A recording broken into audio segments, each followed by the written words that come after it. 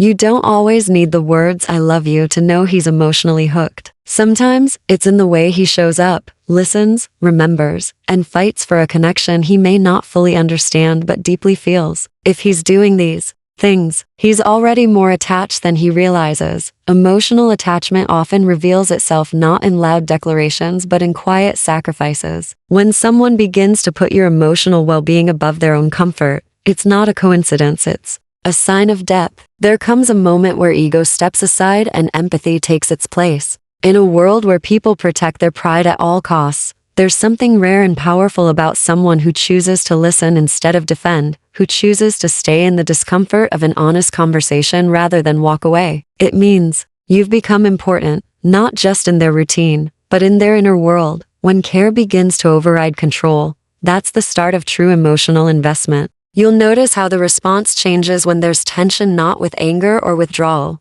but with curiosity. Suddenly, they want to know why you're distant instead of assuming the worst. Instead of arguing to be right, there's an effort to repair, to soothe, to connect again. That effort speaks louder than any promise could. Because when someone starts protecting your heart even when they're hurting too, they're no longer standing on the surface, they're already halfway submerged in emotion. It's in the moments where things aren't easy that attachment reveals itself most clearly. Disagreements don't become battles to win, they become opportunities to understand. When someone sits beside you in silence because they know you need space, when they check in not to force a solution but simply to remind you that you're not alone, that's not obligation. That's emotional attachment speaking in its most honest form. There is a shift that happens when presence becomes a choice, not a convenience, and the most telling sign, it's when your pain affects them more than their pride does. When they're not okay because you're not okay. When your silence keeps them awake more than your words.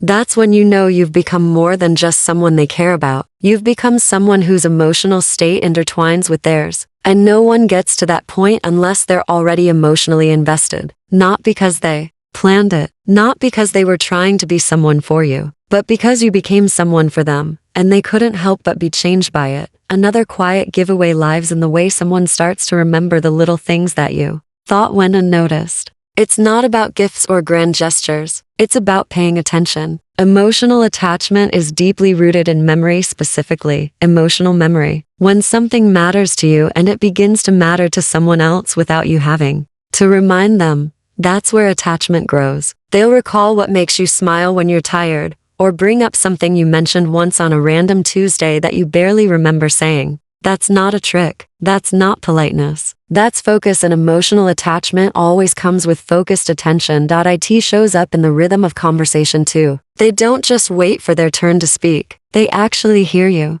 Not just your words, but the tone, the pauses, the things you're too afraid to say out loud. They catch on when something's off even when you say you're fine. That kind of attunement is never accidental. People don't go that deep unless they've formed a connection that matters to them. You're not a background character in their story anymore, you're a chapter they're rereading in their mind, over and over. Sometimes, it's in the way they adapt to you without needing to be asked. Maybe they change the way they communicate, because they know certain tones trigger old wounds for you. Maybe they take the longer route just to drop something off that would make your day. Maybe they play your favorite songs without even thinking about it, because somewhere along the way, those songs became theirs too. Those details may seem insignificant to the outside world, but they're massive in the emotional world. Because when someone begins to build their routines with pieces of you, it's because you've settled into their heart. And here's what's often overlooked: when someone makes an effort to remember what not to do, they recall the things that upset you, the stories you told that hinted at your past pain,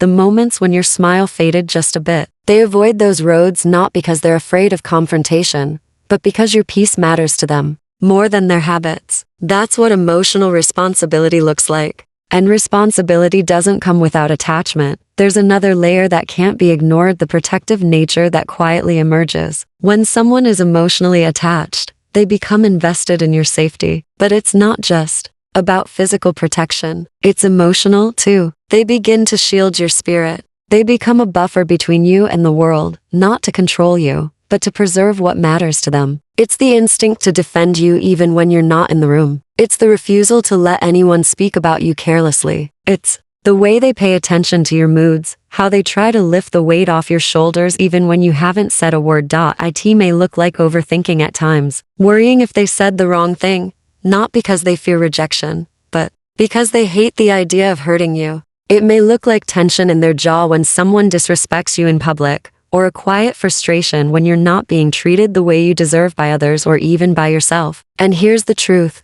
People don't protect what they don't value. Protection is not a sign of control, it's a form of emotional identification. When someone starts feeling like your peace is their responsibility, even if they don't say it, that's emotional attachment expressing itself in its most primal form. Sometimes that protectiveness also shows up in consistency. They start doing things over and over not because they have to, but because they want to. Checking in at the same time every night, making sure you're safe before they fall asleep, getting anxious when they don't hear from you. That concern isn't about obligation. It's about feeling anchored to someone. You've become a part of their routine, but more importantly, you've become a part of their mental and emotional space. That space is sacred. It doesn't get filled unless someone's heart is already there. What's even more telling is when they become uncomfortable with your discomfort. It's when you're stressed, and they begin to carry some of that stress themselves, not to fix it, but to lighten the emotional load for you. That kind of reaction doesn't come from surface-level connection.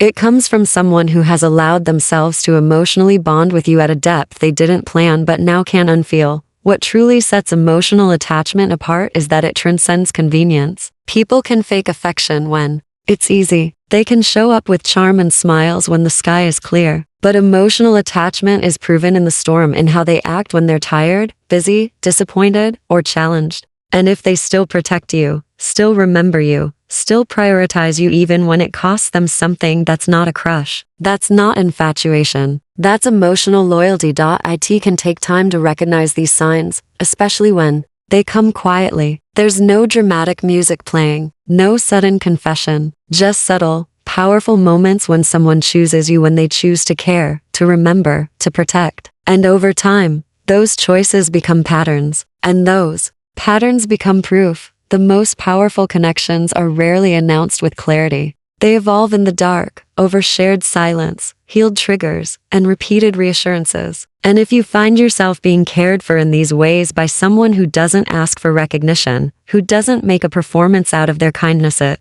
may be time to accept the truth. They're already emotionally attached, even if they don't fully realize it yet. There comes a point when someone's words begin to shift subtly, but meaningfully. Suddenly, the future is no longer spoken about as a singular path, it becomes a shared journey. Sentences that once started with "I" begin to include "we." Not because of pretense, not out of pressure, but because emotional attachment naturally makes space. It widens the lens. It pulls the other person into visions of what could be. That shift doesn't always come with direct confessions or carefully mapped out plans. Often, it comes in casual remarks. "Maybe we should go there next summer. I wonder if you'd like that neighborhood. We'd probably make a great team doing that." And it's not about the specifics, it's about the instinct. To imagine you beside them in whatever comes next. The most significant sign is that these moments don't feel rehearsed. They slip out because they've already been mentally rehearsed in private. Emotionally invested people start living a few steps ahead, not because they're impulsive, but because their mind has naturally included you in the architecture of their tomorrow. It becomes less about whether the relationship is defined, and more about the emotional clarity that says, "I'm already thinking about you when I think about the things that matter." Even more powerful than the words are the actions that support them. When you're included in decisions that don't directly involve you, when your preferences are considered for events that are weeks or months away, that's emotional presence turning into emotional permanence. It's not about control. It's not about trying to impress. It's about emotionally placing you in the spaces they value. If there's an invitation to meet people close to them, if they seek your opinion on serious choices, if they ask how you'd feel about something that hasn't even happened yet, it's not accidental. It's emotional inclusion, and it happens when someone has already tethered their inner world to yours. There's also a notable reduction in the fear of commitment, not necessarily in words, but in behavior. Time becomes something they're willing to invest. Distance becomes something they're willing to cross. Challenges become something they're willing to face with you, not run from. The idea of the future no longer creates anxiety, it creates motivation. The deeper the emotional attachment, the more natural it becomes to start constructing a life that doesn't feel complete unless it includes the person who created that feeling in the first place. But here's what separates emotional attachment from fleeting interest: consistency. And consistency, especially through difficulty, reveals the kind of emotional stability that cannot be faked. Interest shows up when it's convenient. Attachment shows up when it's hard. When life gets hectic, when moods fluctuate, when misunderstandings occur, watch how they respond. Do they retreat, or do they return? Do they withdraw, or do they reach deeper? Emotionally attached people don't disappear in discomfort. They may pause, they may struggle to find the words, but they will try. They will always try. There's something beautiful in someone who shows up when they're tired, who responds even when they don't have the perfect thing to say, who chooses to be present, not because everything is perfect, but because your presence matters more than their temporary discomfort. Emotional investment doesn't need perfection, it needs effort. Real effort. The kind that keeps choosing even when choosing is not easy. That kind of behavior is not born out of casual interest. It's born out of an emotional bond that has taken root and quietly grown stronger through every shared moment, every honest conversation, and every vulnerable silence. And that's another sign: the silence. It's no longer awkward. It becomes a form of comfort. You begin to notice how the pauses between words carry just as much meaning as the words themselves. Because when emotional safety is present, there's no need to fill every second. There's a shared understanding that simply being there is enough. Emotional consistency fosters that kind of safety, the kind that makes you exhale instead of tiptoe. And that emotional environment is never created by accident. It is cultivated by someone who is already emotionally anchored. There's also a kind of patience that comes with attachment. It's a gentleness in how they handle your flaws, a softness in the way they react when you're not at your best. They don't weaponize your bad days. They don't keep score of your missteps. They recognize that connection isn't about perfection. It's about being real, being messy, and still choosing each other. That kind of grace, that level of understanding, only exists when emotions have rooted themselves deeper than appearances and deeper than logic. It's not about being in love with a version of you that smiles all the time. It's about being drawn to your whole self, even when parts of you feel broken or tired. That patience is most visible in how they respond to your healing. They don't rush you through your fears. They don't mock your past wounds. They listen to the stories you tell with trembling hands, and instead of flinching, they lean in. They ask questions, not to interrogate, but to understand. They wait, not because they're passive, but because they know trust takes time. They don't run from your brokenness, they build space around it, carefully, consistently, with care. That kind of emotional presence can't be faked. It can only be given by someone who has already decided, even if they haven't spoken the words yet, that you are worth the time it takes to love you right. And perhaps one of the most undeniable signs of emotional attachment is vulnerability. Not just yours, but theirs. When someone begins to open up about the parts of themselves they once hid, when the masks fall away and the layers begin to peel back, when they trust you with their truth that is sacred. Vulnerability is not easy, especially for those who have been taught to armor themselves against the world. But emotional connection disarms even the most guarded heart. When someone begins to tell you about their childhood pain, their private fears, their silent doubts, it's not small talk. It's sacred talk. That kind of sharing means you've become a safe space. It's not always dramatic. Sometimes it's in the small reveals, the quiet "I never told anyone this before," or the hesitant way they say, "I've been thinking about something." Sometimes it's a sigh that carries more weight than a paragraph. Vulnerability doesn't need volume. It needs safety. And when someone begins to be real with you, raw with you, when they drop the persona and let you see the cracked edges of who they are, that's emotional intimacy at its highest form. It's not about impressing you anymore. It's about letting